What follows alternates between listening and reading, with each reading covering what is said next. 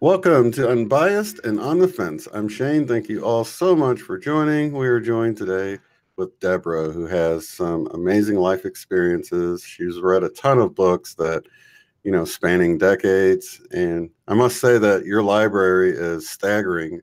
All of and that's just your electronic version. So I think it's great that we can glean some information from all that you've read, and you've read so many authors that I've come across over the years, and I know that you're someone that the audience will really resonate with. So welcome to the broadcast, Debra. How are you? Thank you, Shane. I'm doing very well. Thank you for asking. So I guess let's kind of give the viewers a little background, how you've come to this point now before we get into the experiences. Sure.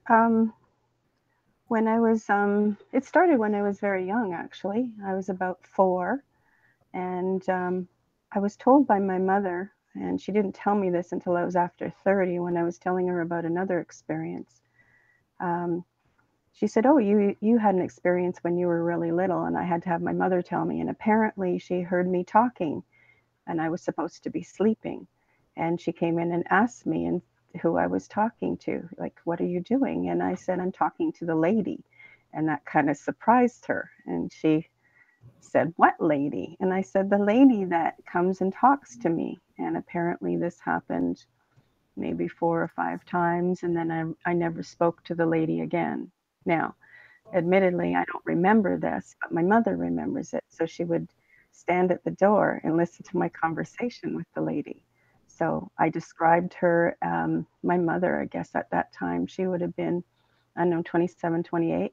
And the lady that I spoke to was about that age as well. But then after that, it stopped. And then I started having, I can't call them conversations, but something started talking to me when I was about 7. And I told my parents, and they would say, "But you're just dreaming." And I said, "But I'm awake." And it's still talking to me. And so I quickly learned that you don't tell people this because they think you're crazy. And I really did just shut it down. And any instances that came up of, I guess, anything paranormal or talking, I just pushed it aside and just completely ignored it. Then when I was about, I had a very extensive encounter with a ghost when I was approximately maybe middle 20s as well, where I was woken up, or I woke up in the middle of the night, and due to a severe car accident, I always slept with my bed on the floor because of my back. And I remember looking to my left and seeing an older woman kneeling on the floor beside me. And I could see her clothing. She was wearing a white and green striped top and solid green stretchy pants. And anybody who's older will remember that there was piping sewn down the front of the pants. And at first I just looked. Now understand, I'm woken up in the middle of the night, so you don't have all of your cognitive wherewithals. And I was looking at her with more curiosity. And then I do not remember the transition, but then I remember feeling her, I was on my back, feeling her hands on my shoulder blades, and she pushed me to a sitting position. And at that point, I became very panicked. At that point, I didn't know what was going on, but I felt like she was trying to get into my body. And I was just in my head yelling, no, no, no, you're not going to. No, you can't get into my body. And then she gently laid me back down. And I was so upset about it. I just thought, get away, go to sleep. Now, I don't know what happens to other people in situations like that, but I literally just shut my mind down and went to sleep. When I woke up in the morning, I thought, oh, was that a hallucination? But given that I'd had other experiences, not quite so intense, in my past, I just kind of brushed it off. Well, I'm not going to give it too much credence. So when I got to work that morning, my girlfriend Gail was there, and I told her about the experience. And then she spoke to her other friend, Susan. And between the two of them, they feel that this lady probably had died and was simply coming back to the apartment that I was living in and was quote unquote coming home.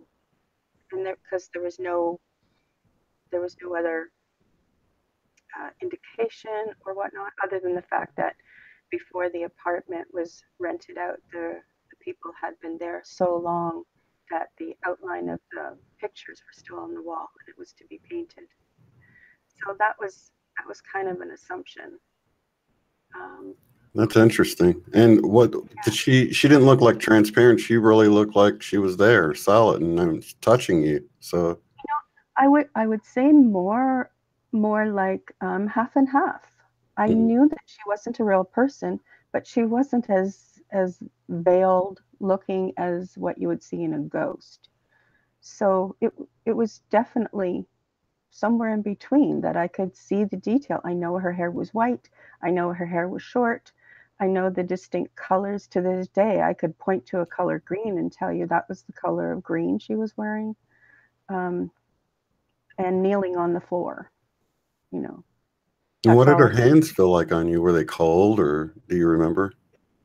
I couldn't tell you the temperature, but I definitely like the right on my shoulder blades pushing me up. So the thing is, her hands would have had to have come through the mattress. Right. So that's why I was mystified when I was like, how could this possibly have happened? You know, because that was pretty intense to have had that. Oh, wow, I bet. Yeah. And there's no way that I was going to tell anybody but my girlfriend Gail, because she was the one I ran to say, what happened here? What was this about? And she was like, oh, it's just this, it's just that. So I felt comfortable telling her, and that's all she said, that it could have possibly happened. That's interesting. Now, did the clothes seem like they were from that era and stuff, or you know, I mean, was she out of place as far as the you know, the style of her clothing? Yes, it would be for the time that it happened, because this would have put me in the 80s, and what she was wearing was more toward the 50s. I was born in 58.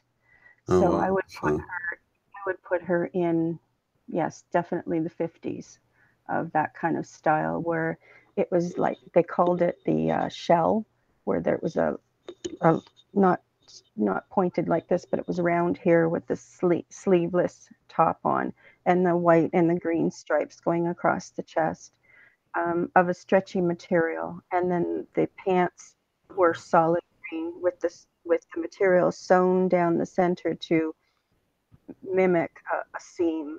And that was pretty standard at that in the 50s. Wow. Definitely not the 80s. And her hairstyle, was that also 50s looking, or could you tell? I would say just short, like white, puffy, puffy. Wow. Like a lot of the women, I believe, at that time had short white or even purple hair because of the chemicals of the dye at that time. So, but I never really saw her face. I saw the profile of it, but I couldn't pick her out. I couldn't pick the picture out. Now, did she seem angry, or did you get any sense of, I know it was scary because of what was happening, but did you get any sense of her emotions at that time?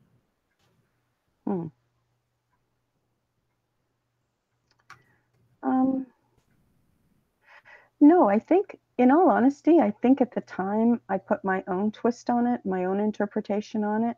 She could have arrived at the apartment, the place that she had known, and just wanted to lay down, because that's all essentially that happened. If you take me out of the picture, this is how Gail and I came up to the conclusion.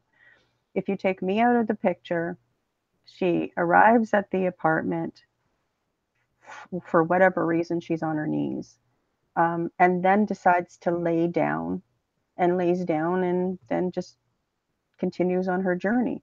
I didn't feel threatened other than the fact that I felt like I was in her way of laying down, and the Mm. fact that I physically was pushed to a sitting position. I think that's the part that I struggled with the most, is something had the power to push me up, literally.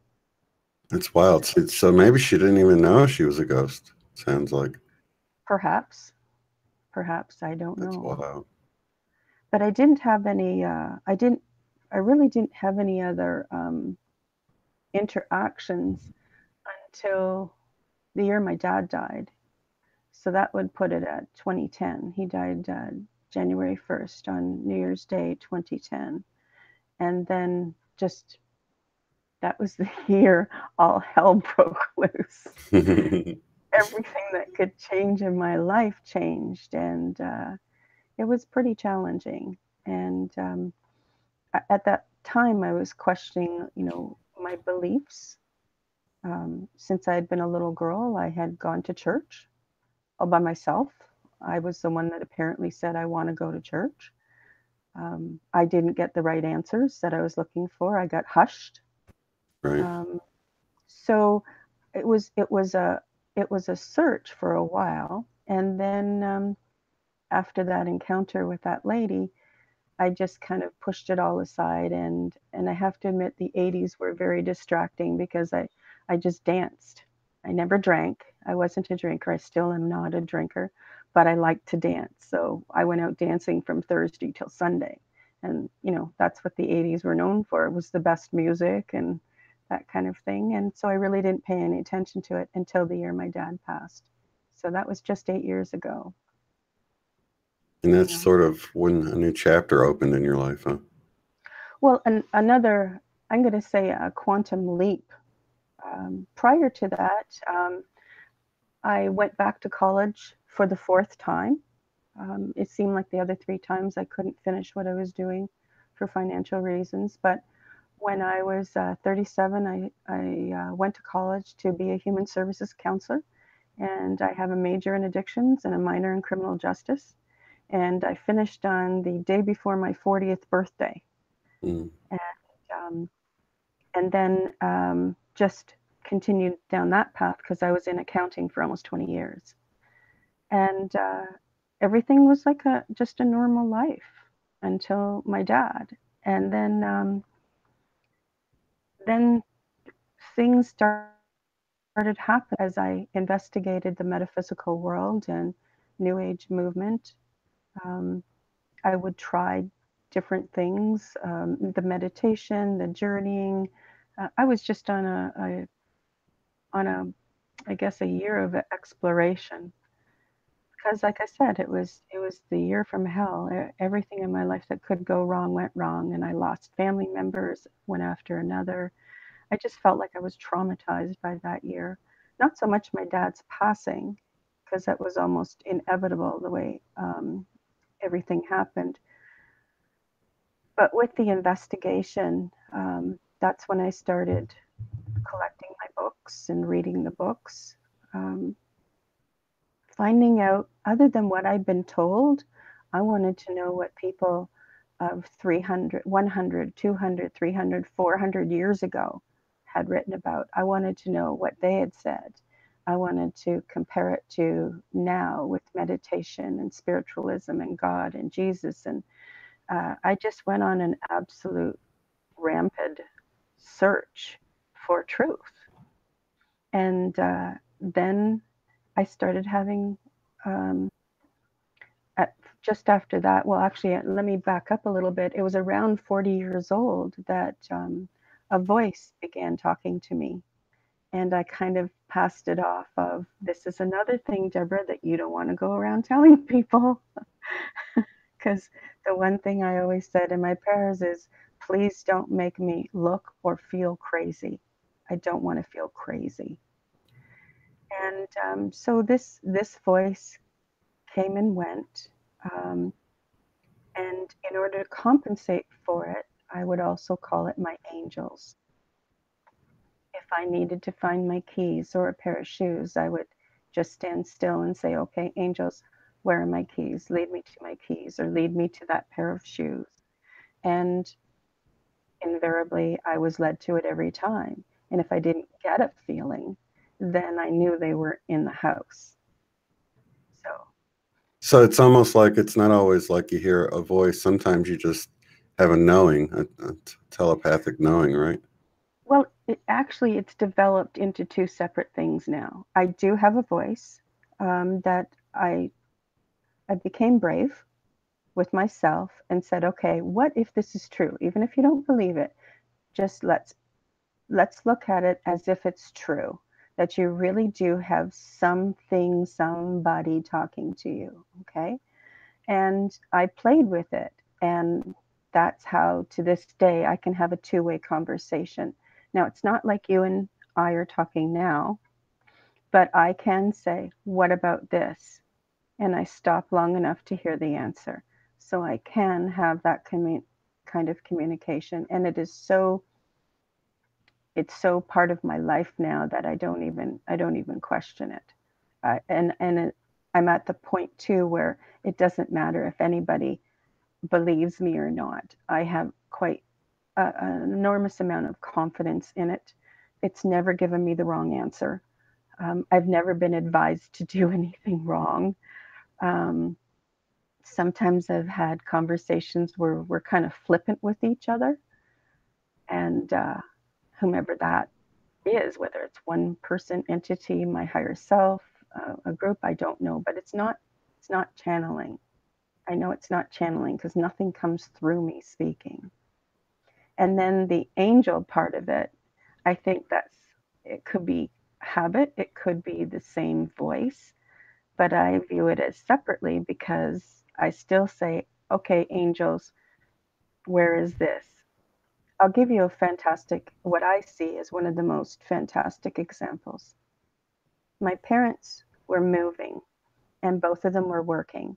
And my mother asked me if I could come up, meaning from the city into the country where they lived, and help her pack up the house.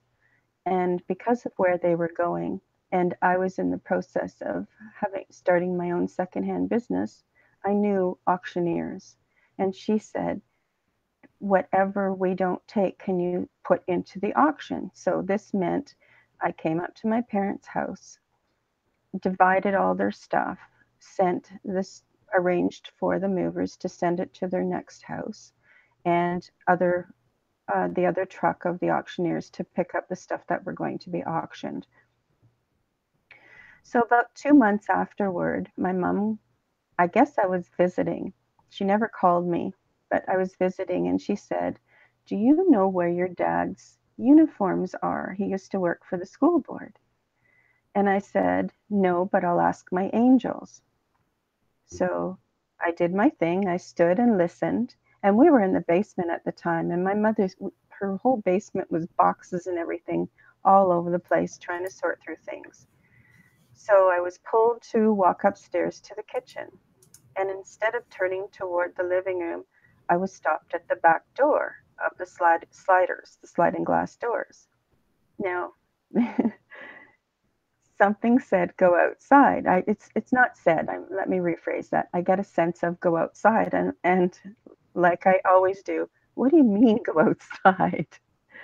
I listened anyway, and I walked out, and I thought, how am I going to find my dad's uniform outside?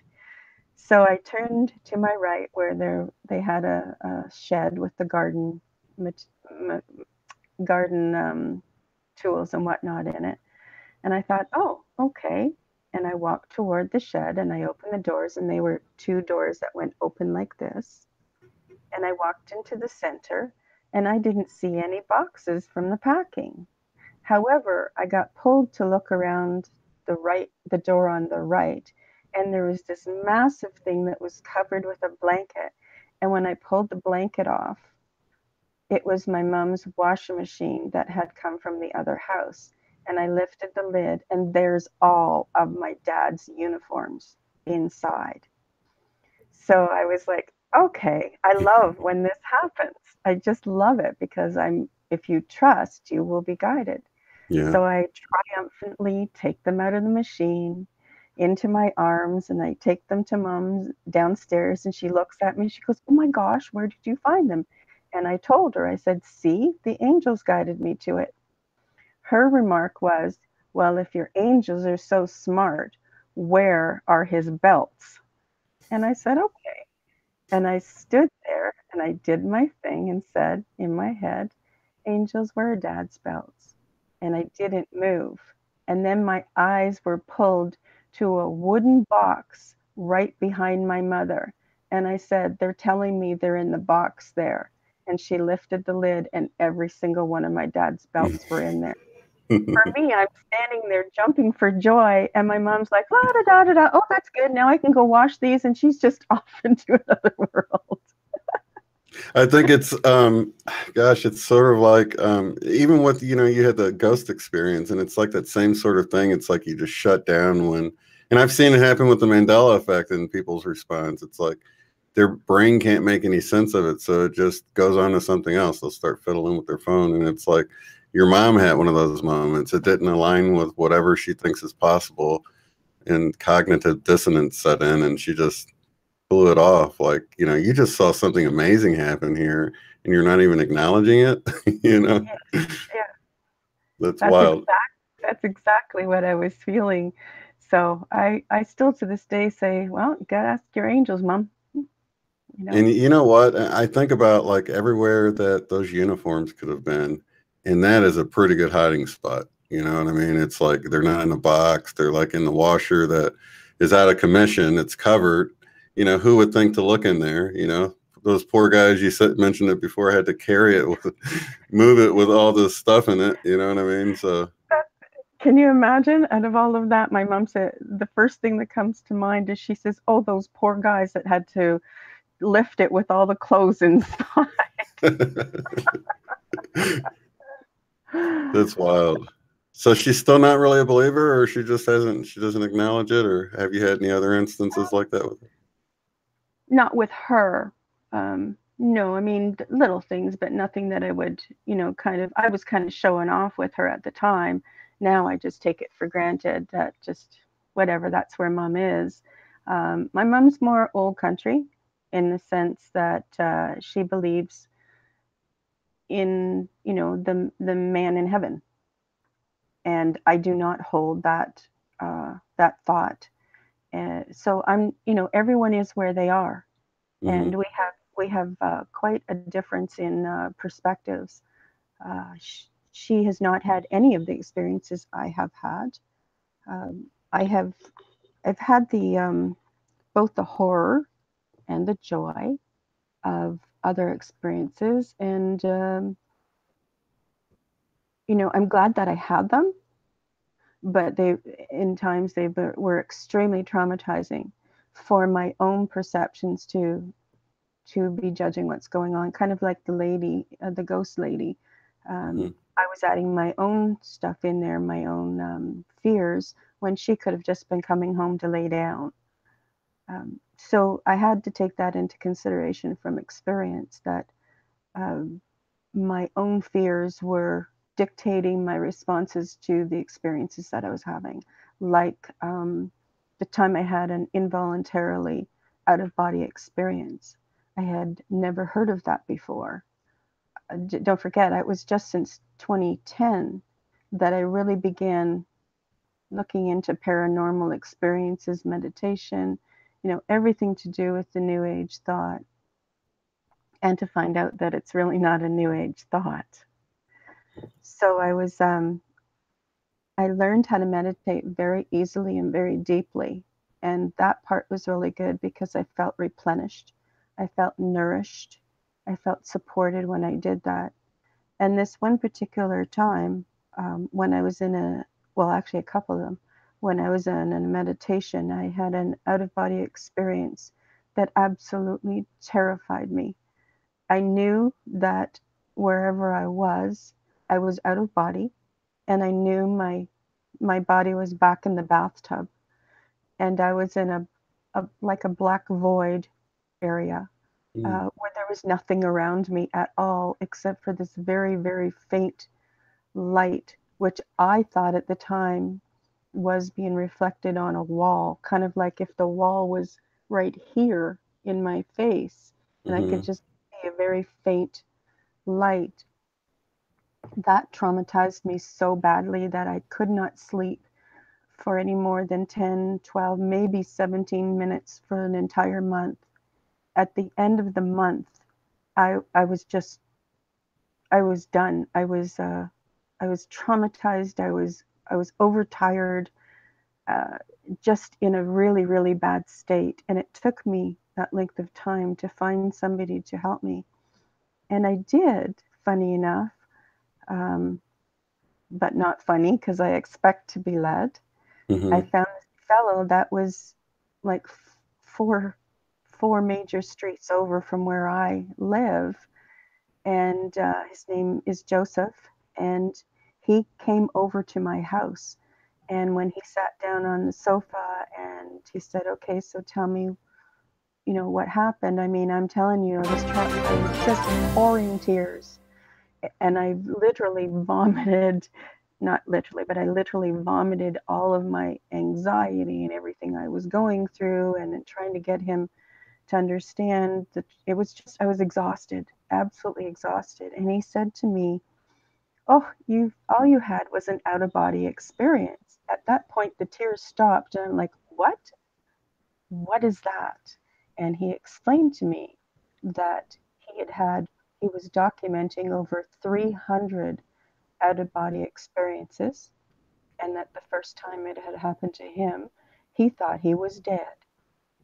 And he flew to his ex-wife and children's apartment or house, and he basically kissed them goodbye. You know, "You're going to find out probably tomorrow that daddy's gone," kind of thing. And he said, "And you can't imagine my surprise when I woke up in bed." So then he referred me to Robert Monroe, who wrote Of about the him. Monroe Institute, right? Yes, and how he began with involuntary out of body experiences. And I'm just determined I'm not going to have another one of those, because I really don't like it. Not comfortable. So I had only that one and only time.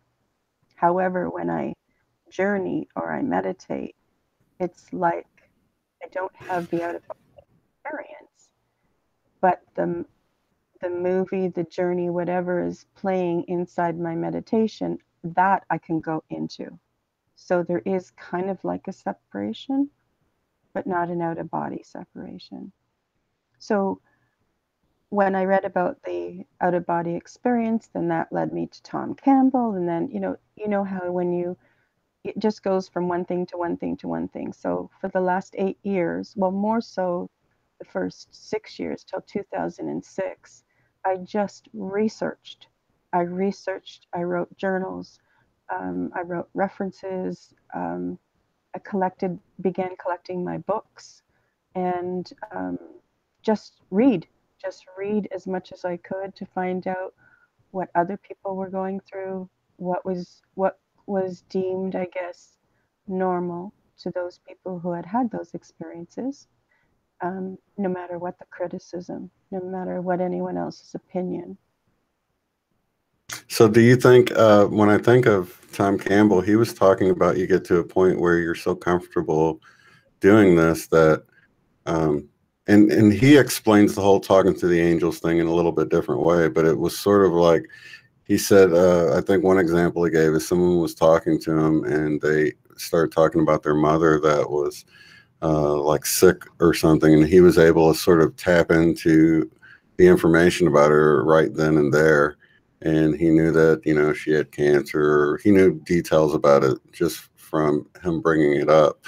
Do you think that you can progress to that point? I mean, are you to a point where you are comfortable enough? And because I can see it being scary. I had an instance that was scary, but once I found out through Tom Campbell, actually, I've been excited to get back there, and now I can't. You know what I mean? So,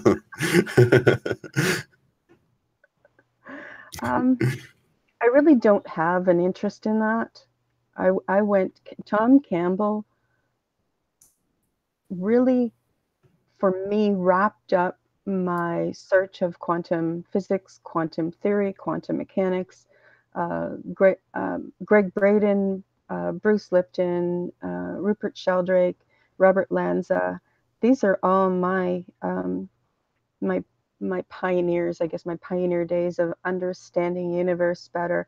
I still have no desire to have an out of body experience, but my journeys seem to satisfy the curiosity in me, and I'm really analytical. That if I need to understand something, so I just really study quantum mechanics to understand how consciousness affects the material world. In fact, not only affects it, creates it. So that gave me a very solid foundation to know how I'm going to take my experiences and apply it on a quantum level, especially when you can, what do you mean? When you can validate, I guess, when you have validation in the scientific world that applies to the spiritual world, then you've got me hook, line, and sinker. And that's what happened with those four authors and speakers, especially Robert Lanza. He wrote Biocentrism, and that pulled it all together for me as well. And then Tom Campbell was the dressing on everything. Yeah, with his My Big Toe, the theory of everything. He does wrap things up in a way that is really understandable for people who might not be all that scientific. But it's not boring if you are more scientific, but he does put things in layman's terms really well. I found him to be really easy to watch. So I actually have a playlist. So if anybody wants to, go check that out later, check in the playlist. And there's My Big Toe, Tom Campbell. It's his My Big Theory of Everything. And it does nicely wrap everything together and sort of it doesn't take the mystery out of it, but it does put things in a way that sort of starts to make a lot of sense when so much of that stuff, you look at it and it's like all over the place, but he really begins to tie it all together in a way that is really nice, I found. Anyway. Right. It's just a kind of, like I was saying, that it's a conglomeration of things that stand out. Just trying to understand the universe, basically, and then how does that play into what people have said about God and religion. I understand the difference now between, through research, of course, between religion with the dogma and spirituality of just feeling it, your intuition and whatnot. And that's been a very big challenge for me, intuition, because it seems like a hit and miss. And I'm like, what? It worked last week. How come it's not working today? So that kind of thing. But yeah. What is it about that? That seems like it's easy when you need it to be easy, but then when you feel like you've got it figured out, it's not easy anymore. It's like, no, I don't know what it is, but it does seem that way. And it does seem like if you really need it, you get it. You know what I mean? So, well, like I said, my voice has really, it's the voice that I count on 100%. It literally comes through the left-hand side of my head. I've never heard it anywhere else, whether it's been the side or the right side. It's very consistent, and I make it prove itself. Like, I remember reading Neil Donald Walsh, the Conversations with God series, and there's a couple of times where I literally said out loud, what about this and what about that, and I did get answers, in some way, shape, or form, but there are very poignant messages that I've received, such as, always test, test me, test me, test me, test me, because the truth will always stand, whereas the falsehood will always change. And I was probably, I would say, in my late 30s when that happened. So I could even say, in moments of my life, I feel like the spirit has spoken to me, or whatever you want to call first cause or creator.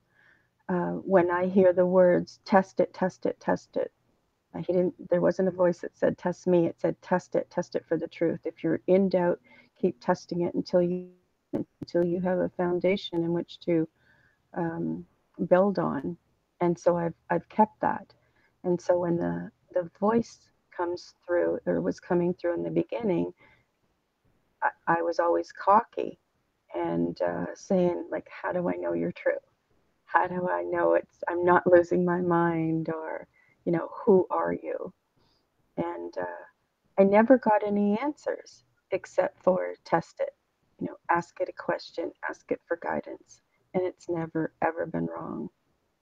So I trust in that. So, how would you describe for others listening to this and they're like, I think I might hear a voice? How would you distinguish it? I know you said it's sort of on the left side. How would you distinguish it from maybe just a voice in your head, your own voice? Or are we hearing voices all the time and we're just assuming it's our voice? And what are your thoughts on that? The other inner voices we have.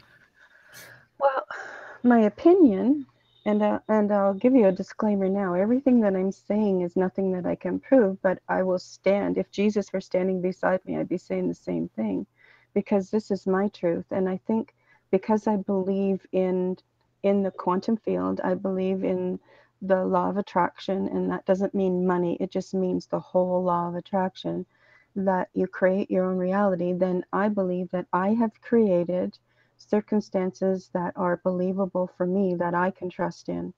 And this voice that really started, I would say, like kind of set its roots in when I was 40, and I'm 60 now.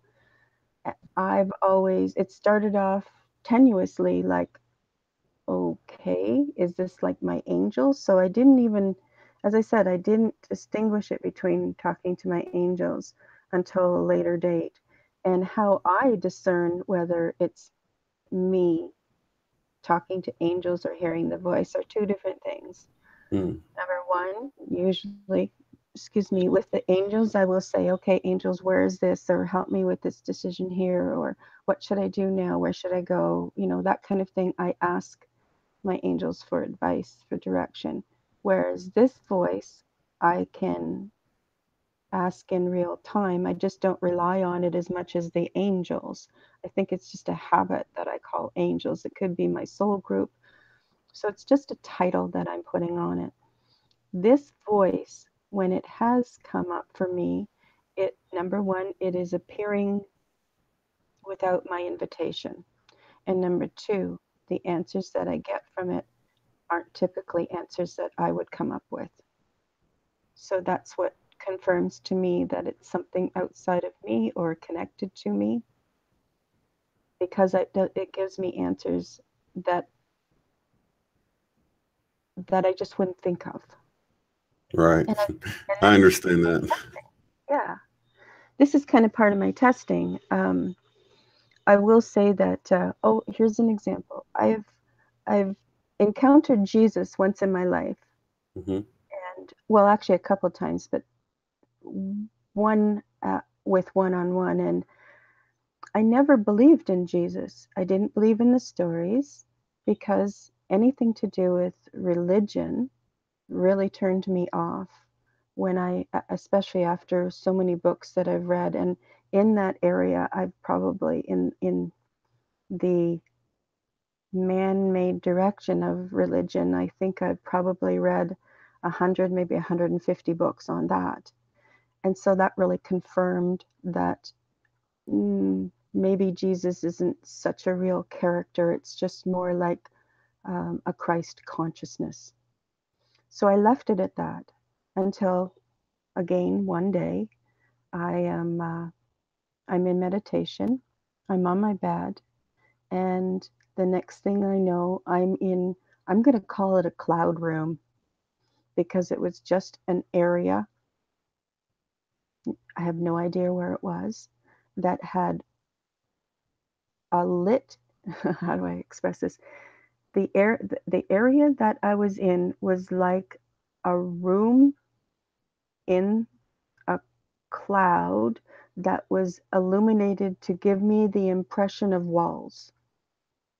And it stunned me because I didn't know where I was. And then I turned to my left and I saw Jesus standing there. Now, understand, if you didn't believe in, I don't know, Santa Claus, and you find yourself in a room with Santa Claus standing in front of you, you're going to go, what? Which is kind of what Exactly. I looked to my right, and Jesus was standing there with his head down. And I get a little cocky, and I said, okay, if this is real, if I'm really having this experience, where did God come from? I thought I had the best question to ask. And he lifted his head and he looked me straight in the face without a smile, without anything. And he said, quote, "We don't know, pause, but what I can tell you is God is all life."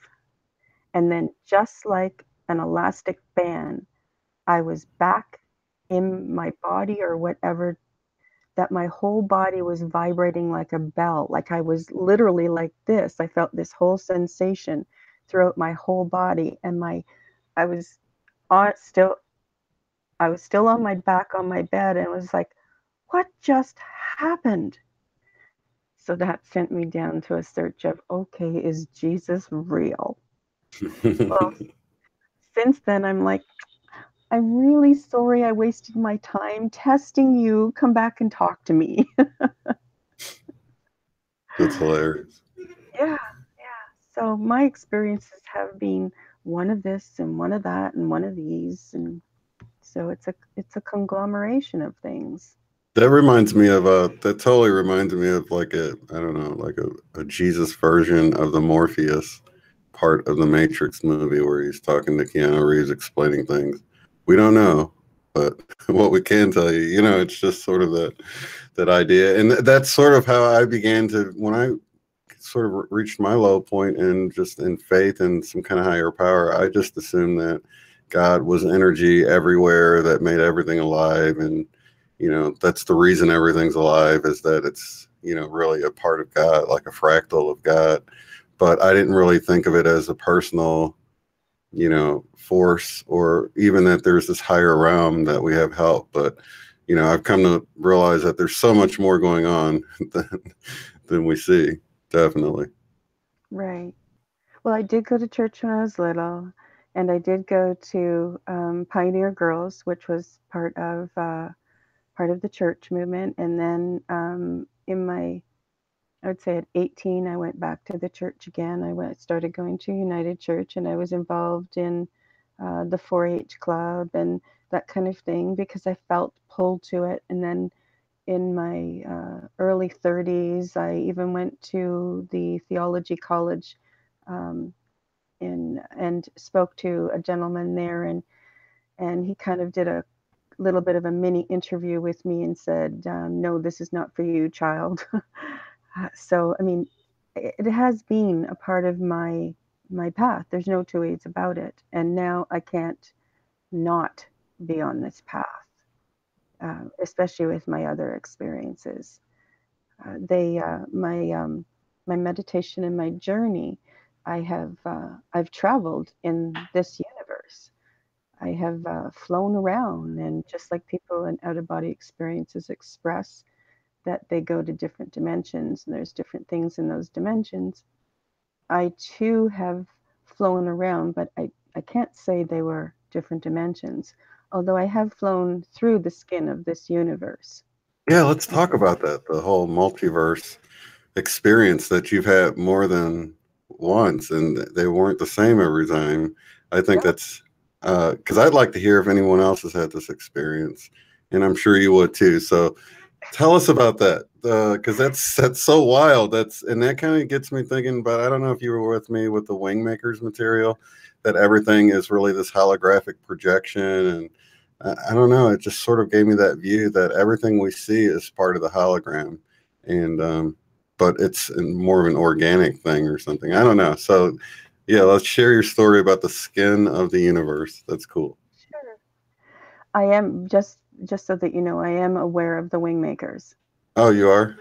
Yes. I'd like to get Yeah. your feedback on that too. I should have known all that you've read that you would have read that Yeah. 6 years of reading. Yes. Yes, exactly. It goes on and on.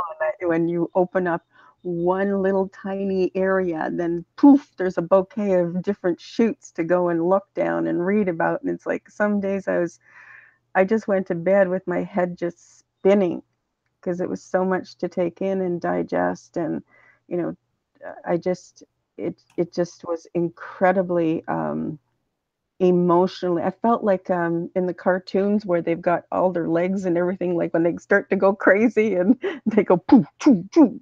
Like right? I Yeah. felt like that at times, too much overload. Well, didn't you feel like the Wingmakers material sort of tied a bunch of things together? Other research you'd done, books you'd read, or did you have that feeling? No, I actually felt I read the what's his name? Nadia, Dr. Nadia's Yeah, diary. Dr. And Naruto. Oh, was that separate from the 4 interviews or 5 interviews? There um, was there was 5 interviews with the Wingmakers material. 4 of them were released like in the late '90s, and then one just came out in 2013. That right. basically said a lot of that information in the first 4 were just like a cover for this other information. So I don't know if you did you read the 5th interview or are you aware of it? Well, that's what I mean. Yeah, I am aware of it. In fact, I have copies, of course. Okay. I just sometimes what happens is when I get to a point like the wing makers, I will and James, who's purportedly was the head of this, I get to a point where I go, okay, that's all I need to know about this so far. And if I need to know any more, I will be pulled back to it. So I haven't That's how I pursued it. was too. Yeah. Yeah, sort of a dead end, but I came across the same idea with it, but I just thought it was interesting how it sort of tied in a lot of the what we heard from Zachariah Sitchin with the mining gold and all that. I thought it tied together a bunch of different things. But back to the multiverse. Yeah. So just kind of a little bit of a not a story, but a little piece of it is that I get visions as well. Oh no, let me rephrase that. To me, a vision is something that plays outside of your mind, kind of in the middle of, not the middle, hanging in air. That's a vision to me. A movie is played behind your eyes, kind of like you have a movie screen inside your head and you can see something being played out. So there are two distinct um, experiences there. So I've had a couple of visions in my life, one pretty intense, but the other ones are movies, and I will get movies played to me when I'm reading something, and I will get an example. And here's one example of what you're saying about virtual reality. Is I got this picture of people were in, I guess, a dark void. I, I don't want to use scary words. That's the hard part, is trying to put visions into words. But it was all dark, and I saw people with those virtual reality masks on, and everybody had one. And this was all part of we create our own reality. But then it continued to show me how and in what way the realities overlap. Um, so getting to the experiences, um, the first time I had a journey, I was so surprised actually that I was going to meet my girlfriend. She was taking a course in shamanism, and she said, "Try this with me. I'll create this forest and by this lake and try to meet me there." And so through some instruction and timing, I did. And much to my surprise, I landed there. And again, I'm the most open-minded skeptic I know, because I remember being told test it, test it, test it, test it until you feel firm in your foundation. And I was very surprised that I landed there. And for some reason, the Kim that I saw there purportedly later didn't say the words to me that she did in this journey. Mm-hmm. And so, well, there was only a couple of words exchanged, and then I heard somebody call my name. And I had no idea who it was, but I turned toward the voice and I flew to where there was a native man standing in. Oh, I did this the last time. I got something mixed up. Let me restart again. Never mind, I'll continue with this and I'll come back. So there's a native man standing in front of a teepee, and beside him was a bonfire going. And then to the side of that was a great big area where there were logs and whatnot that had been cut, so they were seats.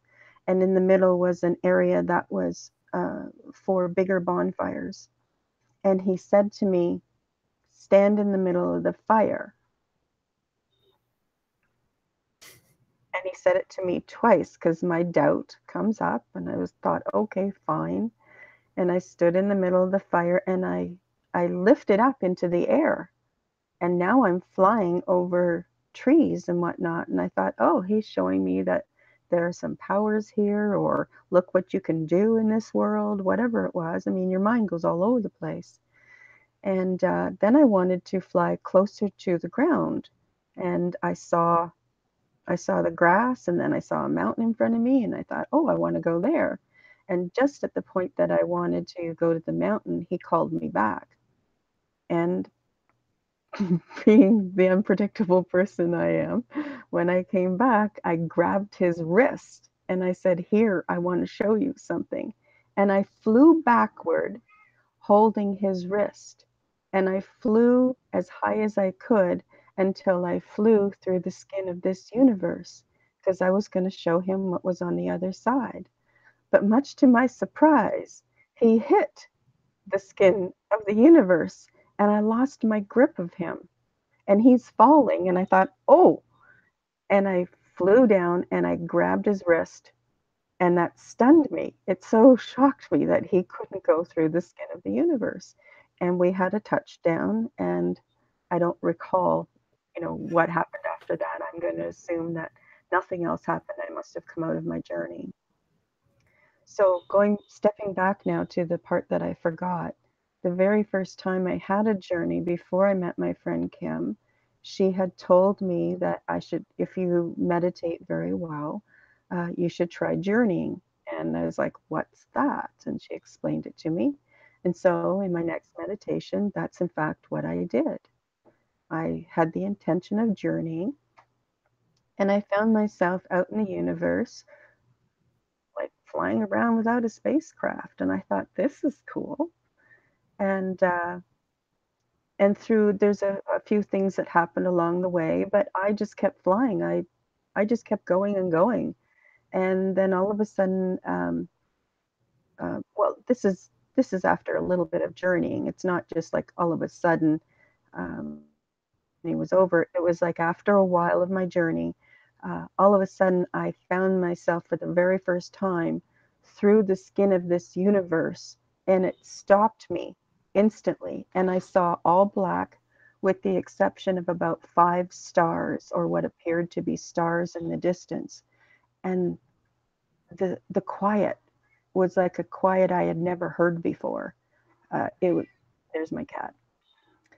Um, it was just absolutely silence like I had never heard. And I got the sensation that it was a brand new universe in development.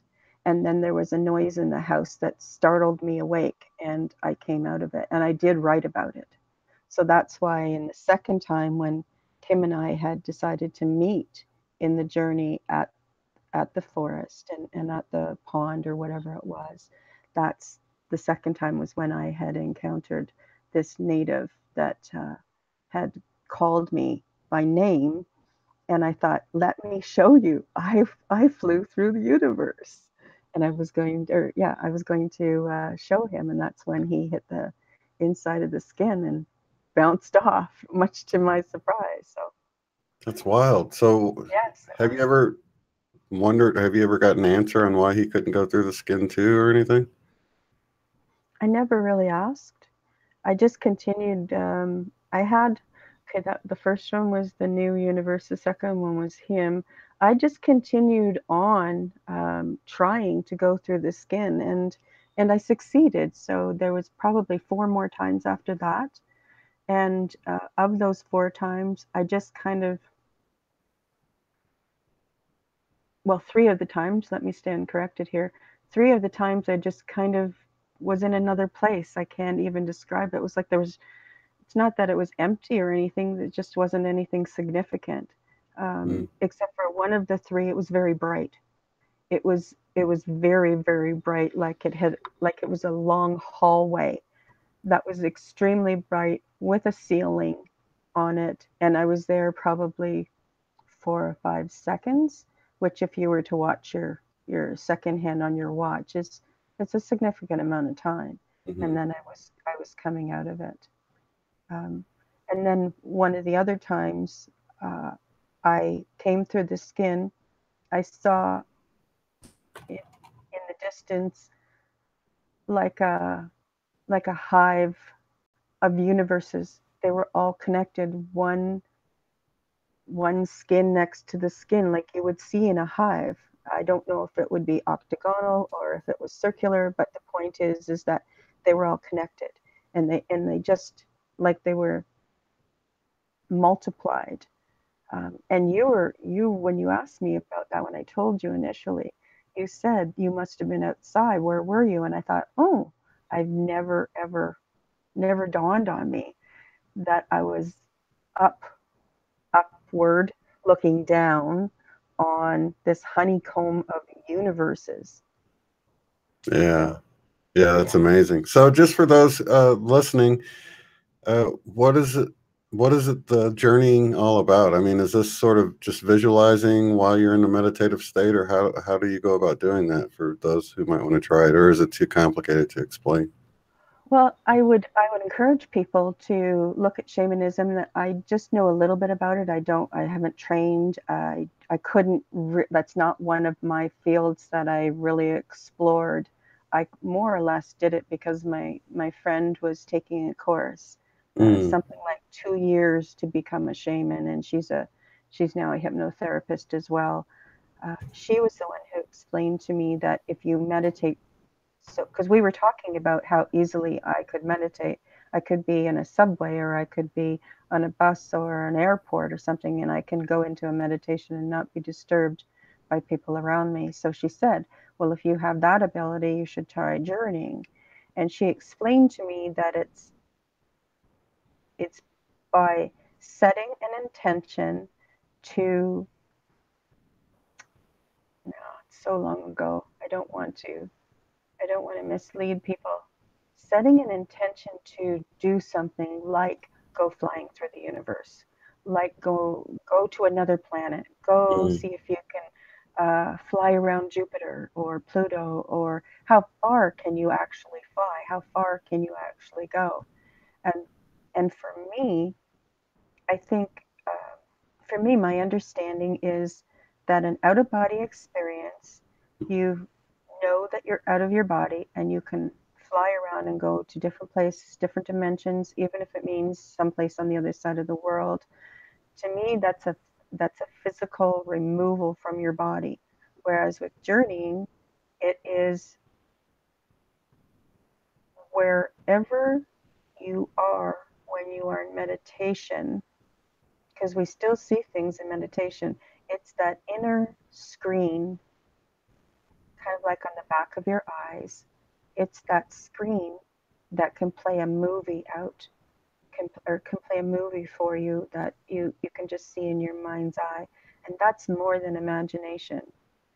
And again, imagination is even different from that too. So in my meditation, wherever you go, okay, I'll give you an exact example that's may be helpful. In my meditation, I have created I'm going to call it like a cottage. And I go to this cottage, and it has a wraparound veranda, and that's the place that I feel good. I'm in nature.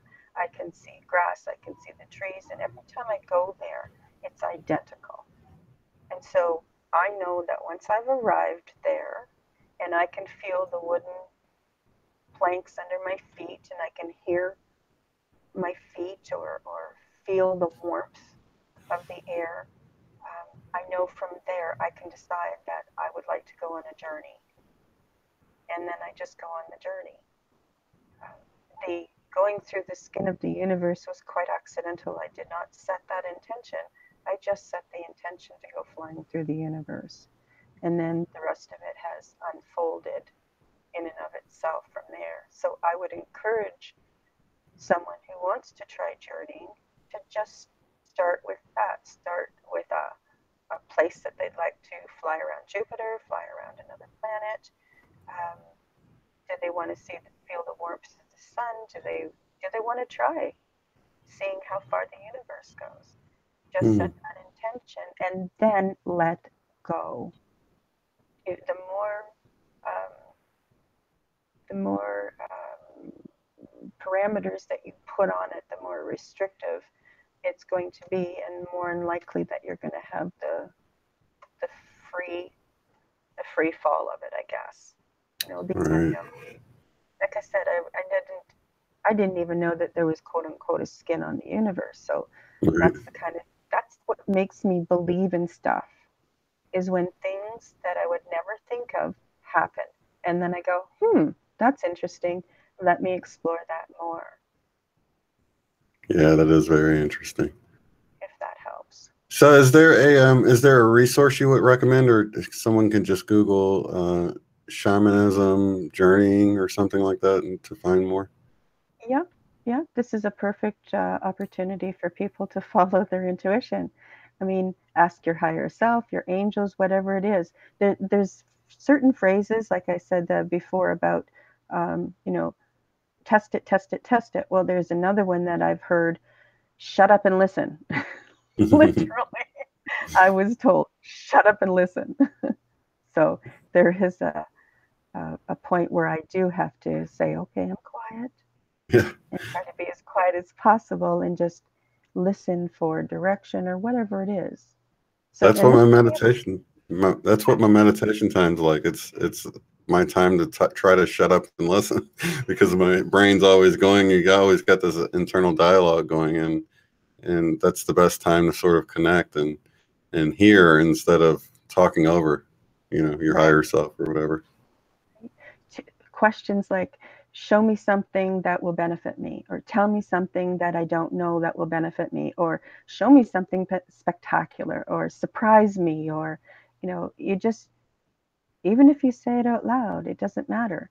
The best advice I could give is just play with it and do it day in and day out. Do it in moments. I don't care if you're sitting on the toilet, for Pete's sake. Just say, tell me something I don't know, or whatever, and just let it go. Just keep at it and listen, especially that voice. I've taught a few people to listen to that voice, and they've come back to me when I first started telling them about it. They'd say, I didn't know I had a voice, which I thought was pretty interesting. And I'd say, okay, well, now start talking to your voice. Challenge it to prove itself to you. Never, ever take what I say or anybody else says as the gospel. Don't believe us. Don't take our word for it. You test it, test it, test it, test it, test it, like I was told when reading the Conversations books. Yeah, that's great advice. So we're in a special time right now. Don't you feel like that human consciousness is shifting? We're going through this transition. And you had a couple of writings that were pretty old that, one was a book and one was an article, was it? Or a short story or whatever. You had the one with Peter, and then so yeah, I think, because I think other people probably that are listening to this may have read it but forgotten about it. So let's go into that, because it talks all about this time period that we're in. Well, one of them was a prophecy, right? Yeah. I'll let you tell it in the order that you want, just whatever flows best. Sure. in 1944, I don't even know what his title was, but he was a very spiritual man. He has a huge um, where he's buried. It's like a round circle, and there's a little bit of a fence around it. It's like it's he's very much adored, I believe, in Bulgaria. And I would have to pull up what's his name. Please bear with me for the pronunciation. Peter Konstantinov Denuve. He was born 1864 and then passed 1944. And 3 days before he passed, he talked about that an angel had appeared to him and gave him a prophecy of the world and what was going to be taking place in the world. And if you Google the 70-year prophecy, you will find it on many different sites.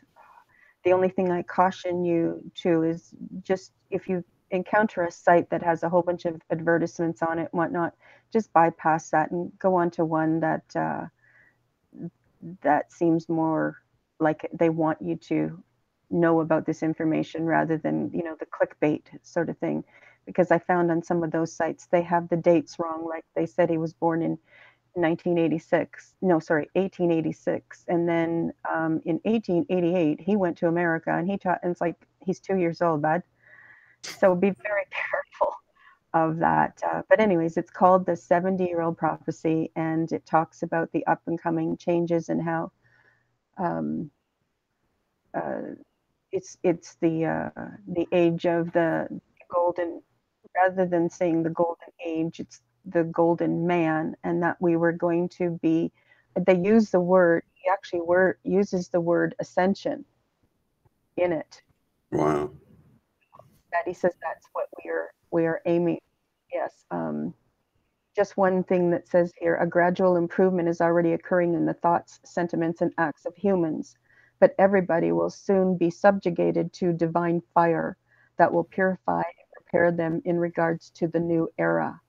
Thus, man will raise himself to a superior degree of consciousness, indispensable to his entrance to the new life. That is what one understands by ascension. And he continues on to say what he was told, what the ascension is. Then I'm sorry, excuse me, 1 second. My cat is going to be incessant if I don't let her out. No problem. So one of the things that sort of brought back to my mind for those who have read the Ascension I don't know if it was the Ascension Mysteries or I can bring you into this because you've probably read it. David Wilcock was in towards the end of one of his book, I think maybe the Ascension Mysteries. He was talking about how we're told it's like the golden age, but it was the golden race, I think was the name. It should have been really translated as the golden race, not in the sense of like we think of our races, different races, but like as in an age of a race, like a different type of human altogether, not really, ethnicity, but the human itself going into this age that sounds more golden or whatever. And did you read that book with David Wilcock talking about that, his research into that? I think it was the Ascension Mysteries. I do have the book. I have not read it, but I did hear an interview with him where he was describing that exact thing. Okay, yeah, he does it a lot. Yeah, where he'll talk about the stuff from his book. Yeah, that's also from my own I guess my research on the different types of the Bibles, different versions of the one Bible that we have, that if you change one word or it's interpreted or transcribed incorrectly, you can get a totally different meaning out of it. And one of the words that I absolutely love is the word legends. If you break that up into two words, it's leg ends, and that will give you a totally different meaning in a sentence. The difference between leg ends and legends. So that can easily be mistranscribed. definitely. So the difference between golden race and golden age definitely could could be misinterpreted. So that's why I'm very, very careful about not allowing myself to believe one thing. It has to be verified. You know, I still get this voice that says, you know, test it, test it, test it. So I do. I probably go to the nth degree. But getting back to the prophecies, this was 1944, 3 days before he passed. And then there's this woman, her name was Viola Petit Neal, and she was a doctor. She was an associate of Dr. Shafika Karagula, that's it. And Dr. Karagula was a neurologist, and they met. When they met, Viola had confided in her that when she went to sleep at night, she would go to night classes. And between her and Shafika, they wrote a book called Through the Curtain. Now, when I'll try not to confuse people, this book went viral because Susan Renison, who's a physicist, had mentioned that in her research of this interstellar cloud that NASA had talked about coming in, that it's coming to us and we're meeting it. So it's two motions. The book went off the charts, and it was selling for $1,000 a piece. And so you really have virtually no way of getting a hold of it unless you're willing to spend that amount of money. I think right now we're at $200 for the book. But getting back to what Viola said, she used to, while she was sleeping, Sharafika would say, okay, what are they saying in class now? And she documented it and put it in this book, Through the Curtain. Then there was one night, let me pull this up to be accurate. There was one day, there we go, February 24th, 1961. Shafika is getting ready to take the dictation down, and she says, this is different. So there's something different here. And she didn't know what was going on. There's apparently someone there that isn't a teacher. She starts talking about how he's a master. His name is Manu. He's from the First Ray Ashram.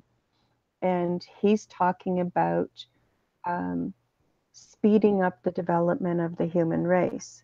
And through it, they're talking, she's saying, how is this going to be done? And okay. I'll read you a little portion of it. It says, there has been quite a problem on our planet because the life wave on the planet has been slow in the unfoldment of the consciousness, especially unfoldment of the connection between soul and personality. An effort is being made to speed up the development in consciousness. This requires a change in the substance aspect of the different bodies, especially the physical, etheric, astral, and mental bodies of mankind. The substance must be able to carry the frequency of energy. And then she continues on. A new method is being undertaken. A new approach to the human race on our planet will especially involve those who are in a higher state of development. An effort to bring in substance of a higher frequency. And then she says, I don't know how this is done, but he will explain it more presently. And he talks about there's a substance. And then it says a substance not from another planet. It's an interpenetrating substance that is moving into our solar system, reaching all of the planets, but especially the planet Earth. This etheric substance is reacting and will react with the radiations of our sun and other planets. It will cause a kind of luminosity in our atmosphere around the Earth. It is already moving in a little, like what you might call a vast etheric cloud, more than 100 million miles across. It's really from outside of our solar system, but it would be appropriated. This particular thing which is happening to the solar system will be appropriated to the uses of consciousness on our planet. And it goes on to say, you know, it goes on to say of what he continued to say in this class about the this etheric cloud coming in that will raise the consciousness of mankind, because we're so slow that it's supposed to boost us up, and it will be vibrating all of our bodies, like in the sense of our physical, our etheric, our mental, all aspects of our being, so that we will come to an awakening of consciousness more rapidly. It even goes to the extent of saying, I'd rather read it because that way it's accurate. Talks about an increase in telepathic contact, which is normal. It's not something that's new. It's just that we've had such a heavy veil that we think that it's abnormal, but it's supposedly normal. That's sort of what Jim Self was saying, that these things are already there. It's just that we've turned them off. We've been sort of conditioned to just sort of ignore them and turn them off. And like anything, if you're not using it, it's just, it becomes, we're rusty, I guess you could say. Yes, like dormant. Yeah. Dormant. They were saying that people that, anyways, people that are of, even people of good nature, you don't have to be you know, a new ager or meditator or anything. People that are just good disposition will be positively affected by this cloud coming in, and that it will raise your consciousness in the sense that you want to be nicer. You want to be in a world where people are using manners and politeness and courtesy. That's the awakening. The awakening is, what are we doing to each other? I don't want to live in a world where, you know, there's pollution and disregard for the planet, or the destruction, or the constant wars. That's what the awakening is about, to say, you know what, we don't want to do this anymore. We're not going to be rushing to our televisions watching the reporter that's in the war and report on it, and now we're all stoked like people run to a street fight. You know, we're rising above that mentality to say that's just not acceptable nor appropriate anymore. That's my gist of it. Yeah. And then the confirmation of just even these two prophecies, I guess, right here, of Peter and Viola, was verified by NASA and the research of this. They call it the fluffy cloud or interstellar cloud that is moving in to meet us as we are moving to meet it. And that's why Susan Renison posted it, to say, here, it's not just the metaphysical community that, excuse me, is believing this. Here is NASA that's saying it's actually happening. And this is, so we've been seeing this for a long time. I mean, the two writings came from, what, the 50s, did you say? 1944 was Peter, and Viola was 1961. And I think that's odd that it was 3 days before he passed away. It was almost like, you've come to deliver this message, let's deliver it, and then you're going to get out of here. You know what I mean? It's just strange. Well, here's the other strange thing. I believe he passed away on December 27th, which would have put him at Christmas Eve. Oh, wow. That he received the angel coming and giving him the prophecy. That's wild. He's not the only one. Those two are the most prominent for me, that 1944, 1961, and then the fluffy cloud, and then, you know, physicists are talking about, scientists are talking about the changes in space, and now we're talking about, look how hot it is. The planet is hot. He referred to as fire, the fire wave. So, I mean, that tells me it's hot. So it's, and earthquakes and volcanoes, and, you know, just a complete disruption on the planet. But it also confirms that whatever vibratory field that the mass consciousness is in is what there's your law of attraction. That's what it's going to attract. Right. You know, no different than if you got up in the morning and you stubbed your toe, and then you spilt your coffee, and then you caught your coat in the door of your car, and then there was backup in traffic, and then someone took your parking spot, and then your boss wanted to talk to you. I mean, it starts off with the vibration that you're beginning with. That's what the law of attraction is, whatever you are vibrating at. is what you are going to attract. No different than if it's a scale of music. You know, if you pluck a guitar and of the note C, and there's another guitar in the room, it's going to also vibrate at the note C. It's just like attracts like. That's why people say in the law of attraction, you can't sit there and want a new truck or want a new relationship or want another job. You can't do that because the wanting goes out and the universe says, okay, so you want. We'll let you keep wanting. So whatever you vibrate at, if you're in a good mood, all of a sudden everyone around you is in a good mood, and people that aren't may flitter in and then they're gone again because they don't like the vibration. You know, that's my experience, and I believe that's what the law of attraction is that you have to vibrate. Same as Gregg Braden gave in one of his presentations, he gave a beautiful, beautiful example of that a woman who had, I believe, cancer in her bladder, if I'm not mistaken, and they filmed it that the spiritual doctors or men that were there chanted over her, and not in a time lapse, but on actual film, they saw the tumor disappear. I saw that. I was blown away. It was only like 3 minutes, and if that, I can't remember. It was really quick though, and you can actually see it on the ultrasound or whatever device they're using to see it in there, and you can see it dissolving away. You guys can find it on YouTube. Matter of fact, I'll look for it while you're talking, because that's a faith builder if I've ever seen one. Well, he said when they asked, how did you manage to do that? Their answer was, we saw her as perfect health. So that's kind of like the trick in health, is that if you have something, really just turn away from it. Just see yourself in perfect health.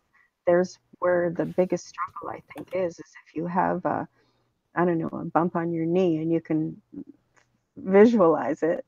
Quantum physics says that by visualizing it, you can see it. Or, sorry, if you can see it, then you've manifested it. So to try and unsee something is very difficult. So that is the biggest challenge. But if you really believe in the law of attraction, then you have a better chance of saying, I am completely healthy, and you see it in your mind and you meditate on it. And it's not a matter of thoughts. If you don't feel it, if you don't send out the vibration, then thinking it won't make it true. You have to actually feel yourself, remember a time when you were in great health, and then tap into that and remember how good it felt to run and how good it felt, and remember the outfit that you wore. What was your favorite outfit? And you just go on and on and on with it till you really feel like, yeah, this is it. This is how I want to feel my body. This is how I want my body to be. Yeah. And that's why that's their only answer. They saw the woman as completely healthy, and it disappeared. Yeah, I just pasted that link in there to the chat box. I'll put it also down below too, because and if you want to just look it up yourself, it's Gregg Braden, Cancer Healed in 3 Minutes, I think is what brought it up. But this really takes me back to when I was looking into Tom Campbell, and he had this instance where he was talking about, you've got this lump on your neck or whatever, and you're going to go get it biopsied. And we actually do quite the opposite of what you were just explaining. We sit there and we're like, what is it? What if it's cancer? And we sit there and we're worried about it before we go to the doctor to get it checked out. And are not realizing that our thoughts about it can actually create cancer, just worrying about it. But we can do just the opposite. We can say, oh, it's going to be fine. It's going to be nothing. They're going to biopsy it and it's going to be benign and everything's going to be fine. And you can really resonate with that. And that is what will happen when you go. But if you're so worried about it, like, this is going to be a terminal tumor and they're not going to be able to remove it, and you start worrying, thinking of the worst things, you're actually bringing that about for yourself. And how you're doing that? By the law of attraction, because if you're worried, that's the vibration that you're putting out. Yeah. It's how you feel. The trick is how you feel. If you're afraid of something, you know that your stomach is in knots. You can feel it. You know that if you want something, it's pushing out. One of the things that I've always, I shouldn't say always, I've learned to do with myself is to sit back and I go, okay, I am open to receiving. And as soon as I say that, I can feel myself open. Whereas if I'm fearful, I've got this wall up.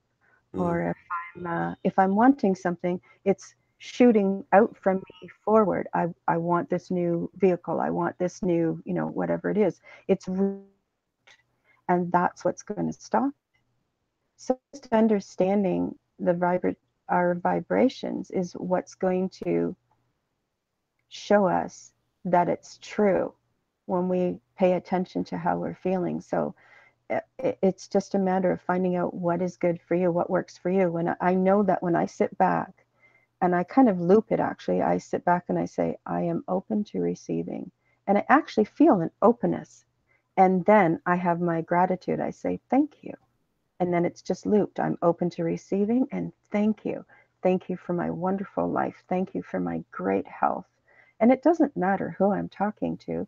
It's about which feelings I'm emitting. What am I vibrating at? And that's funny because that sort of gets into this whole idea of us light workers being impatient and like, when is this ever going to come? When is this going to? And it's like we stay in this, we're resonating with this. I wish it would get here. And that's sort of that same thing where you're in this state of mind where you're like, am I ever going to get there? I'm waiting. I wish it would come. And you're never sort of bringing it about, staying in that sort of glowing and saying, I can feel it happening. We're going through this process right now. I can see things in my reality changing. It's completely different. And we can actually kind of hurt the process by being impatient, Oh, absolutely. By saying, when's it ever going to happen? You're telling the universe it hasn't happened yet. And the universe goes, okay, it hasn't happened yet. Whatever you say, whatever you vibrate, the universe goes, okay. It's as simple as that. Not simple to do, but it is as simple as that. So if you want something, like here are ways that I know everybody can relate to. When you've gone for a job and what happens between the time that you've decided to apply for the job and you get to the interview, your entire vibration is, maybe I'll get the job. Maybe I'll get the job. I could get this job. This is the job that I would like. And everything is positive. You're vibrating at that. Whereas if you go to apply for a job and it's like, oh no, I really don't like it. You can feel your whole system goes, no. You can feel it pushing away. So if you just pay attention to how you feel, then you can figure out how you can direct yourself into an attracting, no, not attracting because it's all attracting, into a better state. It's all about state. That's a good point because a lot of times if you're really experiencing it, you're going into maybe for an interview, but you're like, this is what it's going to be like when I'm working here. I'm parking here in the parking lot and I'm walking through the front door, and you're actually feeling that future of working there. And Yes. you've got that whole energy thing just working in your favor, and then you go in there and you're like, this is going to be my boss, or this is my boss. You're already talking to him, you're imagining the future of having that job, and bam, you get the job. But if you're going in there, you're like, he might not like my personality, and you're resonating with a lot of doubt, and man, I think this might be too good for me here, and then it's like you're doing the opposite. So yeah, it's really what we're attracting to ourselves and what we're resonating with within our own self, Absolutely. I took the time to write some things down that I had experiences with, where I it was the law of attraction. Um, gosh, there's a whole bunch of things, but one one of them I'd like to share with you is, uh, without getting into any great detail, my partner at the time was accused of doing something she had not done. And she was actually charged with theft. And the person that had charged her happened to be a family member, or got her charged happened to be a family member who was trying to get out of paying taxes. And so his excuse was, well, I didn't have anything to do with it. I don't know about the books, and this person was taking care of the books, and she must have taken the money. So just by saying that to the government said, well, if you think that she took the money, then you should charge her with theft, because he was trying to get out of paying the taxes. So this is kind of like a crappy story to tell, but it's the only way I can tell it. Mm-hmm. So when she was charged, she didn't worry about it at all, because she knew she hadn't done anything wrong. And even the police officer was like, do you have anything to say? And she was like, nope. She wasn't upset. There was nothing. So to make a long story short, it took just over a year and having to get a lawyer, and it cost us $10,000, over $10,000. And even the lawyer said, in all my years that I have been representing people, I've never really questioned whether someone was telling the truth or not, but I believe, I believe you really didn't do this.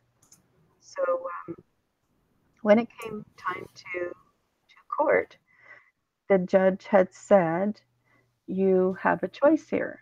You pay $15,000 for the restitution, or you go to a jury, or judge and jury, and you take a chance of going to jail for 15 years. Oh, wow. And it was just like, really? Are you kidding me? Like, for something that you didn't even do. So anyways, I got the phone call that said, what should I do? And I said, well, you just have to pay the $15,000 if that's the only choice that you have. Well, where are we going to get that kind of money? And I said, I don't know, but we have to, so it will happen. End of conversation. Never to be brought up again. Again, with Jesus standing right beside me. 6 weeks later, we came into $20,173. 6 weeks later, and she was given 3 months in which to pay it to the court. Because there was no guilt here, there was no anything. It was just, there was no discussion, there was no worry. It's just like, if that's the way it has to be, then that's the way it has to be. And 6 weeks, we received $20,173. So it was more than the $15,000 mandated by the court. That's incredible. Yeah, so it's like you attract it more than you need it. Yeah, we just kind of let it go and said it has to be done, so it will have to be done. And there was no worry, there was no temper tantrum about, I didn't do anything wrong, and why am I being accused, and why do I have to go through this? And eventually even money for the lawyer came through, so it really didn't cost anything. But that's my whole point, is if you don't react to it, especially when it's something that's so impactful, so overwhelming, of such a magnitude like that, we're talking about your reputation, we're talking about having a criminal record, we're talking about really messing up your life. Yeah. And could very well have had an absolute meltdown, but it was just let it go. It was kind of like the cliche of let go, let God. I mean, what can you do about it? Reacting to it isn't going to make it any better or any easier. Just let it go, send it off to the universe, and basically say, take care of this, will you? It's pretty much like that. And that gets back to what I've been really being shown. I feel like I've been being shown lately. It's like, look, when it's out of your hands, just trust that we'll take care of it for you. It's like you've got this higher agency working for you, and you really can just know that it's taken care of. And that's going to make you resonate in that law of attraction thing that we're talking about. And, it's funny because we're talking about computer problems in the beginning. And I think a lot of times you don't attract what you are supposed to. Like, I haven't attracted better equipment because I'm content where I'm at. I'm like, this is working, and I'm attracting the contentment of where I'm at right now. But if I was sort of saying, you know what, I need better equipment, and started, knowing that it's going to be coming, then I would start attracting it. And it's like, a lot of times we get content with where we're at. And this is like, I'm telling you the lesson I'm learning, because I know there's other people out there that, you become content with where you're at, and you don't attract better, and you don't attract more abundance in your life, because you're okay with where you're at. But you could do more with more abundance, right? I mean, it's the people that are content that would do something more constructive with their money and more productive with their money, like, help feeding poor people and things like that. If you had more money, and a lot of us are so broke with it, we do what we can, but we would do more if we had more, but we're not attracting more because we sort of become content with where we're at. And I'm going to have to work on that. That's something I'm going to have to work on, but you don't know until you can't work on it until you realize what you're doing. And so I had that little epiphany as we were talking before we went on. I was like, oh, you know what? Sometimes you just don't realize stuff until you really think about it. You're like, oh, yeah, I'm attracting exactly where I'm at. And so don't become content, when you can have more. So. Well, also, too, if I could offer some advice, would be stop reacting. Just stop reacting. And if you find yourself in a moment where you are reacting, then have your hissy fit, have your meltdown, whatever it is, and then you turn and go, okay, that doesn't feel good, so I'm just going to drop it and I'm going to walk away from it and just let it go. Because it's our reactions that cause most of our upset. I mean, if you were afraid, if you've decided that you're afraid of snakes and you're walking through the forest and a snake runs in front of you, you have a choice to jump and go, oh, there's a snake. Or you have a choice of running out of the forest saying, I'm never going to go in the forest again because there's snakes in there. I mean, we choose our reaction. So just stop reacting and just to try your best to observe. And if it's something like I just described, where it seems incredibly unfair and overwhelming, that's when you can step back and say, really, it's too much for me, so I'm just going to forget about it and you take care of it, universe, and literally let it go. Yeah. I've got pretty much my entire life to as an example of that. Now that doesn't mean I'm so successful, because I've had my meltdowns before. I've been on my knees in that dark hour of the night, but overall, once I'm through it, I realized that I had been carrying around this luggage or this baggage, and it was needed to be purged out of me. And I guess my personality or stubborn strength, whatever, um, pushed me to the point where I had to break down and collapse in order to let go of the luggage that I was carrying around. And then once it was purged, I mean, I moved on. But when I combine, if I stand back and I look at my entire life of my experiences, how I've been taken care of. Um, okay, you explain this to me.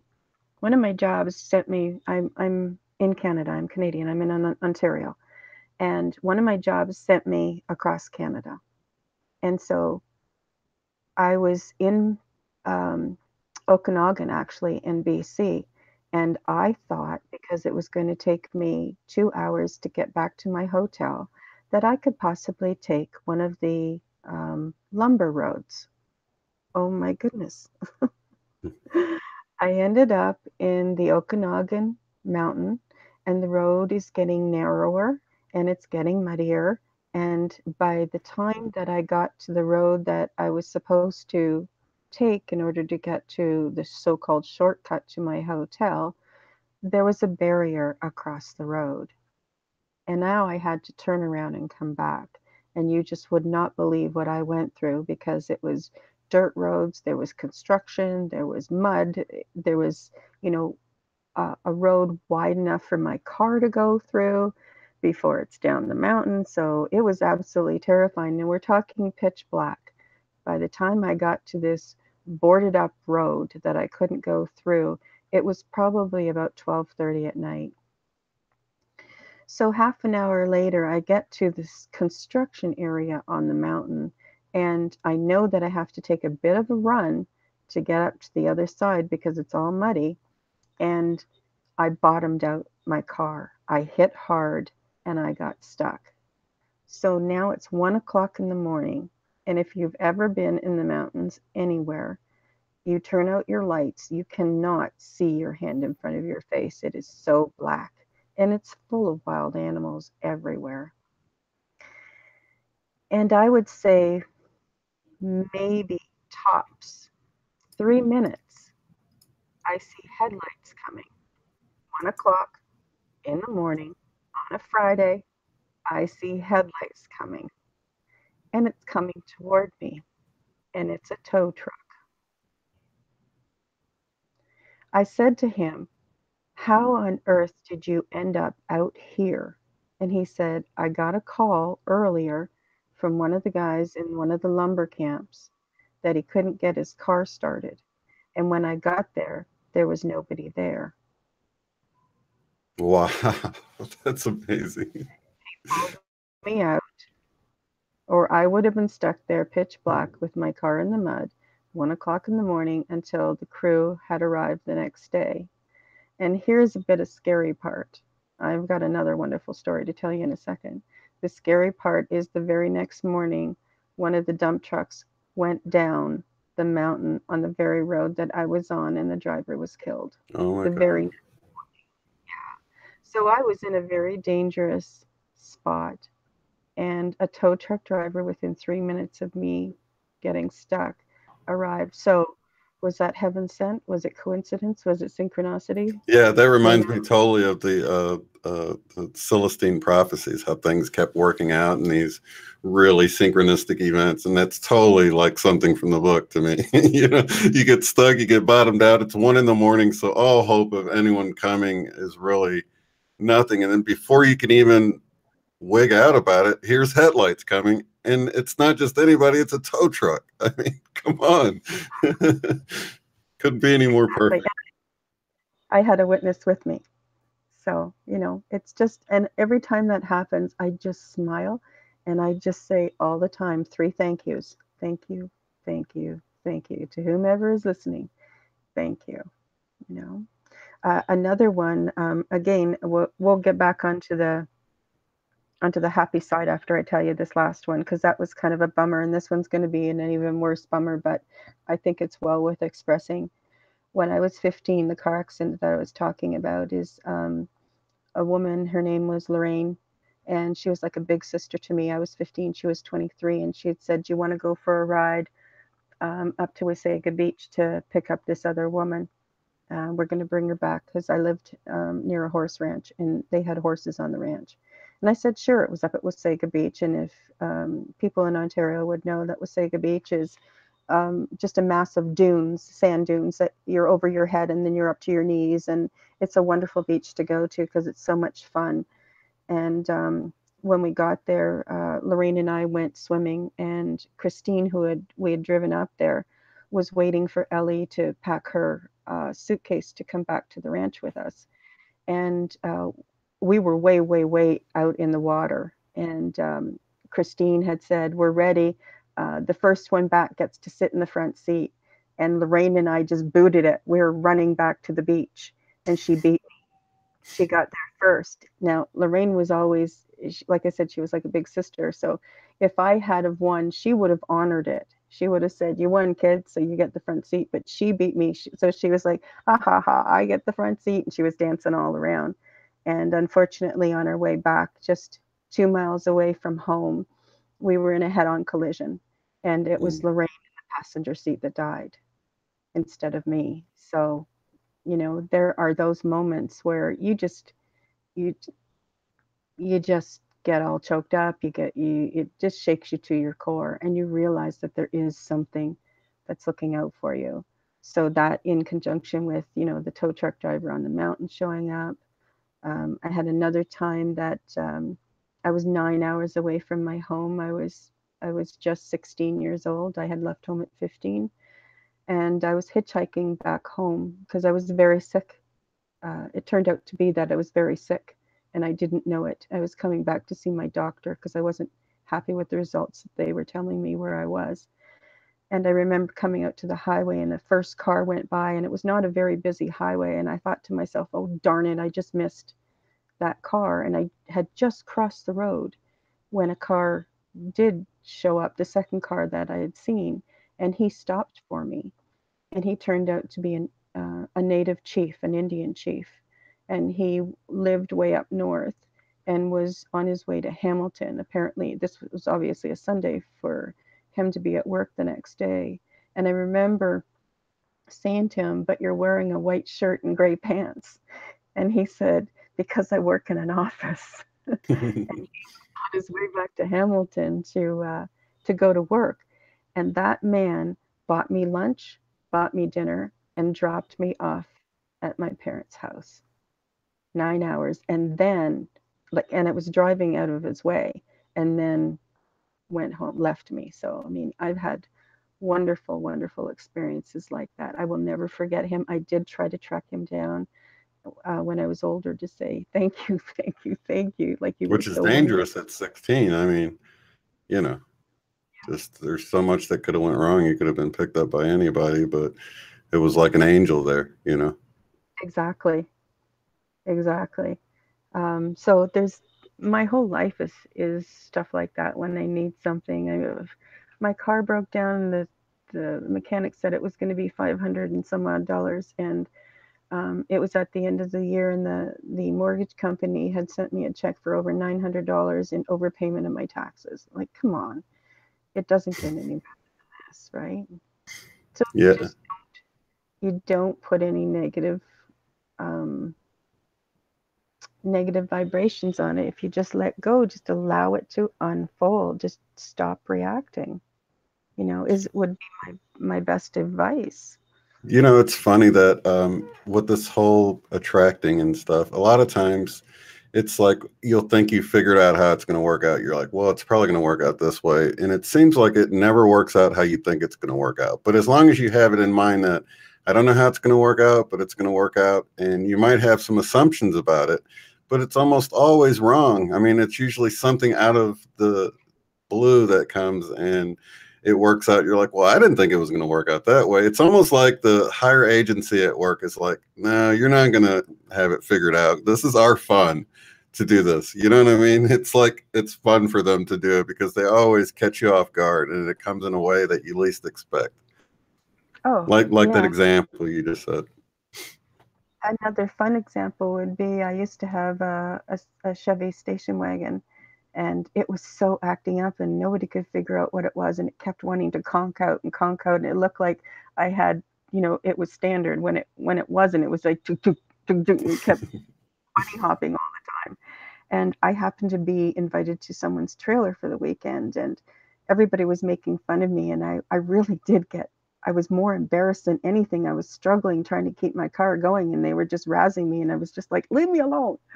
And so I was so upset. I was like, "I got to get out of here." And I drove into Bob Cajun from where I was, and I'm in my car, and it's doing this, and I got out and I kind of slammed the door thinking, and no, not thinking, I said out loud, "What is wrong with you?"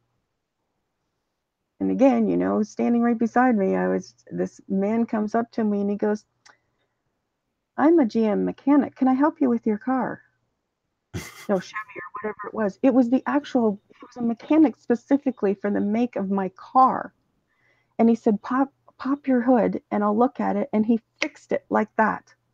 I don't know what he did, but he really, I happened to park exactly there. I happened to drive into town in the exact moment for him to be on the sidewalk at that moment.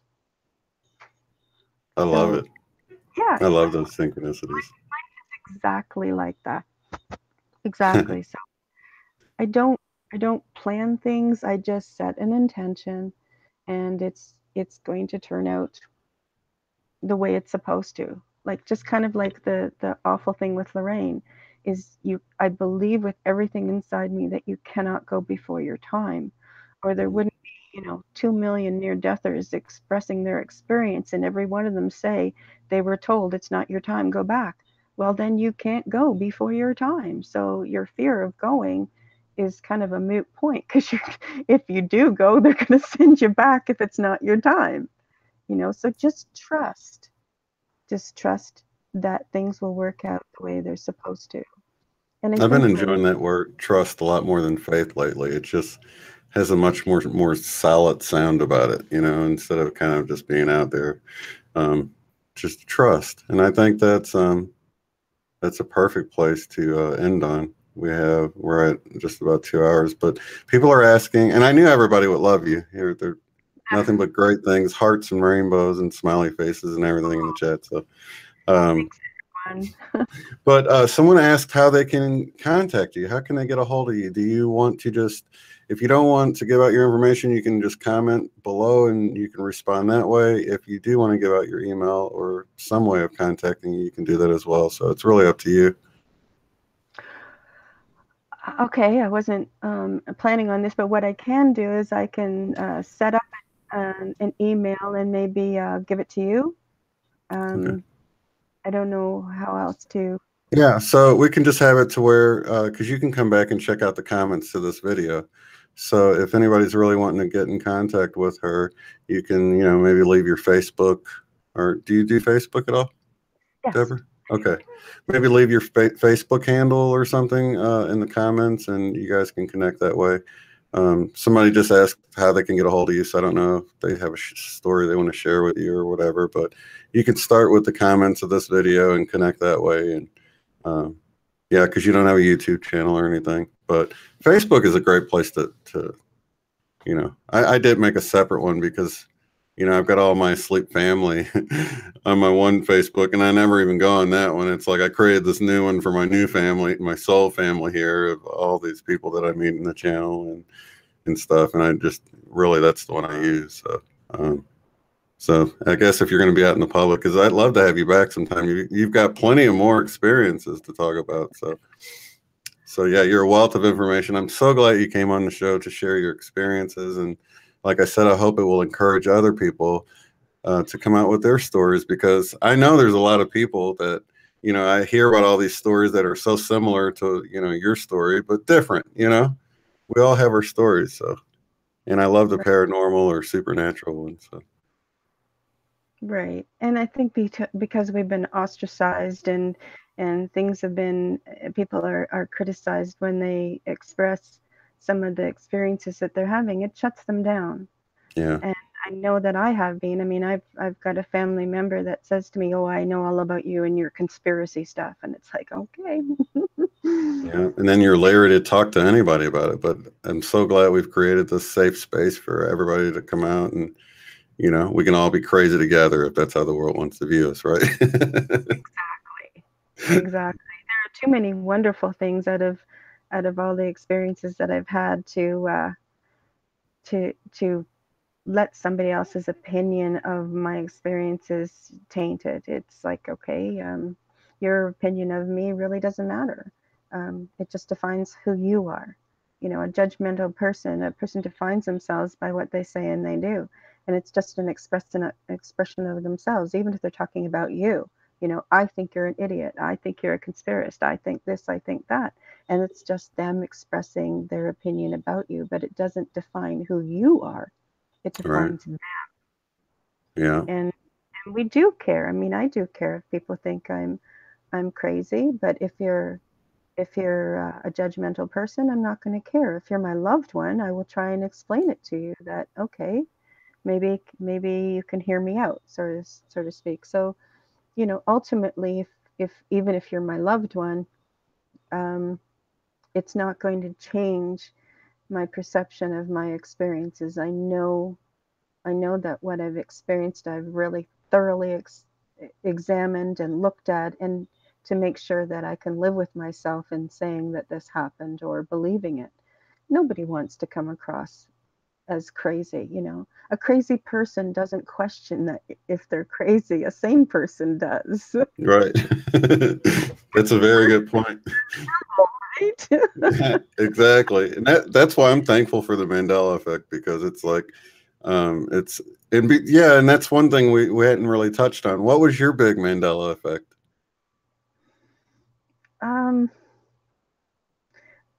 I don't know if I had anything in particular, more so that I'm recognizing the blurring of timelines, and that might have to do with the changing of frequencies. And I mean, that's a topic in and of itself. But you know, family members will remember something one way, and then other people will remember it a different way, or um, that it's just the differences, I guess, that I'm noticing. Difference of perspective, memories, what things look like, you know, but not to the extent of what you've been expressing, like with the logos and whatnot. And just like you said, I think on a couple of shows ago, you can look at it and say, really, how do I remember it? Because both of them, you know, like I don't know, Oscar Mayer, let's pull that one up. Hmm. It's like, which one do I actually remember? And I couldn't tell you. Yeah. I couldn't tell you.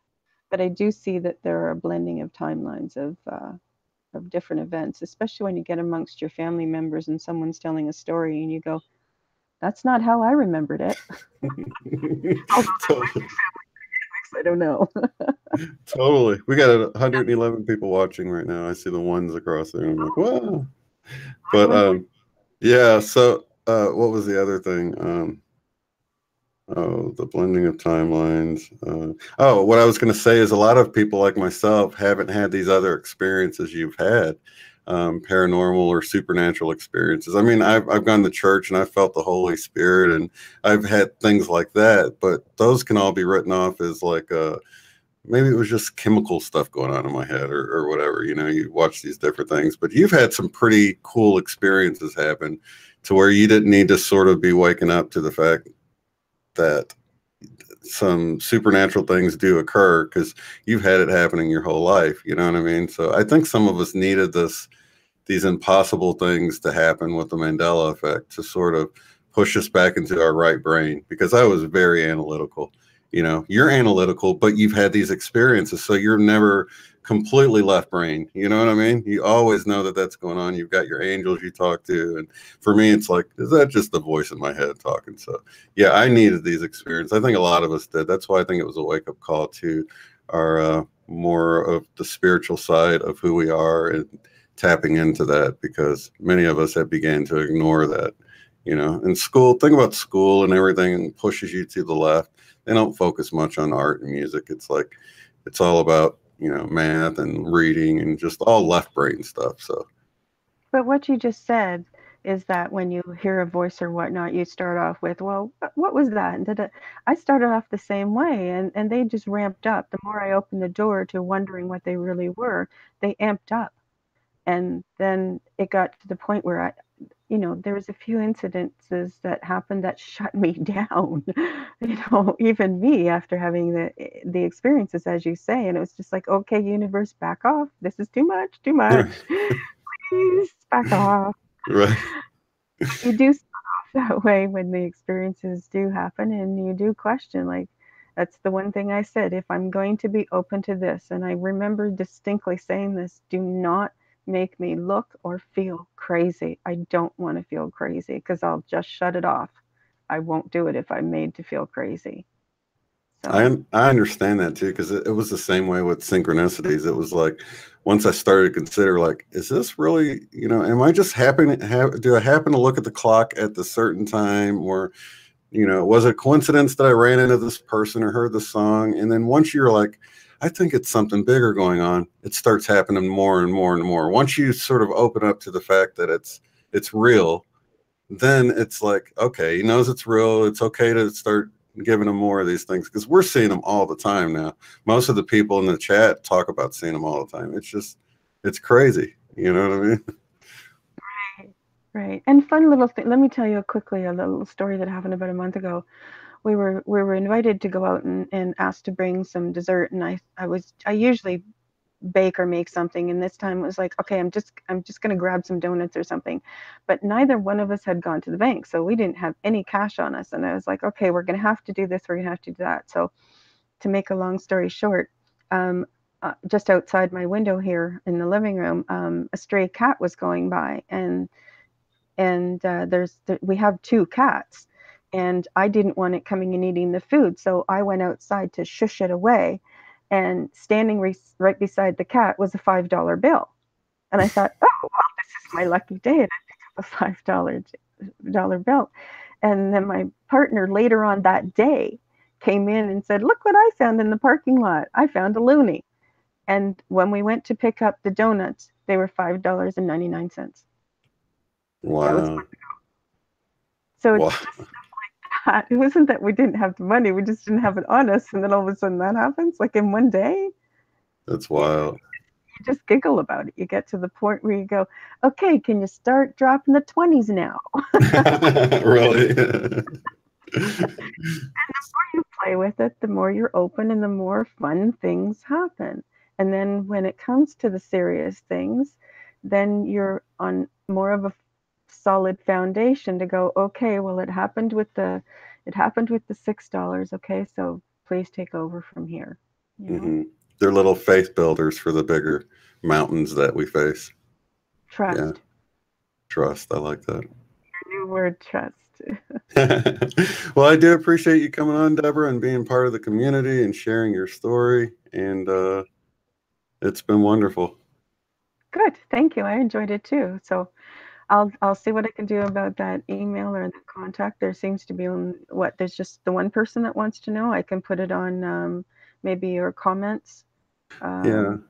Or if you have like a public Facebook, you might want to create a public Facebook too. It's pretty quick and easy to do that. If you want one for, that you can hand out and everybody's not looking at your family's pictures or whatever. My thing's all private anyway, so it doesn't matter either way for me. But you know what I mean? It's like if you want to just comment below, you can. Or if people want to send pictures or something like that, you might need something a little bit more personal, like an email or a Facebook account. But, sure. I'll consider that. I wasn't anticipating it, just, Yeah, one of the moderators, I guess somebody asked, I don't even know who asked one of the moderators. I think Jose said, is there a way to contact you? So okay. So yeah, just leave comments below, and then this can be the hub to connect for right now. And hopefully we'll have Deborah back in the future. All right. Lots of love and light to everybody in the chat. And thank you once again for coming on today, Deborah. Thank you very much, Shane. It was enjoyable. Love your show. Thank you so much. Okay, bye-bye. Take care. Bye for now.